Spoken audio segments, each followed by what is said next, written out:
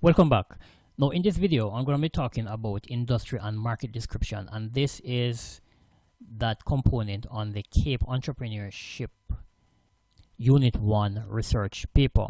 So it does indicate that the candidate is to comment on the industry and the market to which the entrepreneur being investigated belongs. So I'm going to be giving some overview on this section. Please remember also to check out the other videos in this series. So this is part 5 of a 10-part series in which I look at how to go about completing the Cape Entrepreneurship Unit 1 research paper. Now the industry and the market description sections, section rather, is where information about the industry and the market in which the business operates, that is the entrepreneurs you are to interview. You have to consider the industry and the market to which that business is aligned. So you are to here, what you essentially be doing is you're going to be doing some literature review on the area, the industry and the market, and you're going to be reporting on it. Now let me just mention that according to investopedia.com, an industry really is a group of companies that are related based on their primary business activities. All right, so like for instance here in let me add further, as it says here that industrial classifications are typically grouped into larger categories called sectors. So like here in Jamaica, for instance, we would have the tourism industry, we have the manufacturing industry, for instance we have the fishing industry. So these are very broad areas, and you find that within each of these areas now you have subgroups or smaller groups. Okay, now when you are doing your research paper as it relates to this particular area, looking at the industry and market, you want to make sure that you're speaking definitively to each area. So you're speaking specifically to the industry to which the entrepreneur's business belongs or is related, and also the market to which the entrepreneur's venture relates.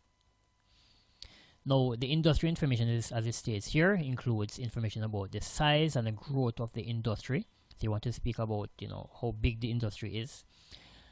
You want to talk about its growth over the years, perhaps when the industry was formed. Particular standards here may speak to things like ISO standards, and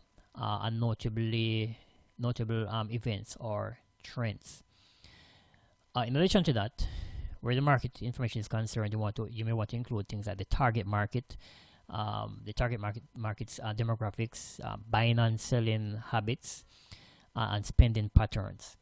So those would encompass your marketing information or any other related thing. Competition information would include things like other businesses that are in your area, that is in the not in your area but in the entrepreneur's area of specialization.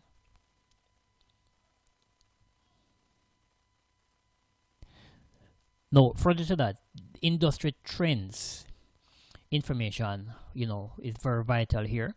So you may want to look at things like laws, cultural changes, and other any other significant thing that may affect the industry.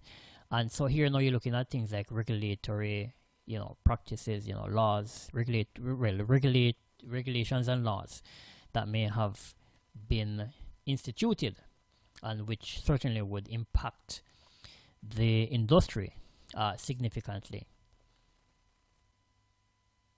And of course you want to look at any other relevant information such as economic conditions or consumer consumer sentiments. So here now we're talking about how consumers may feel about a particular thing.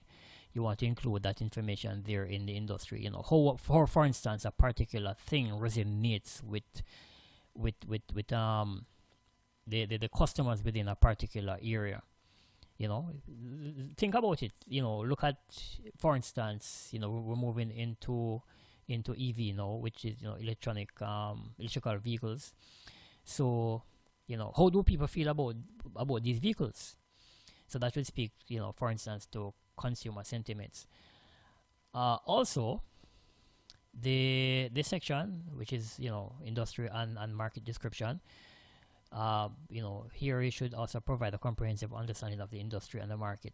So basically, what takes place within the industry.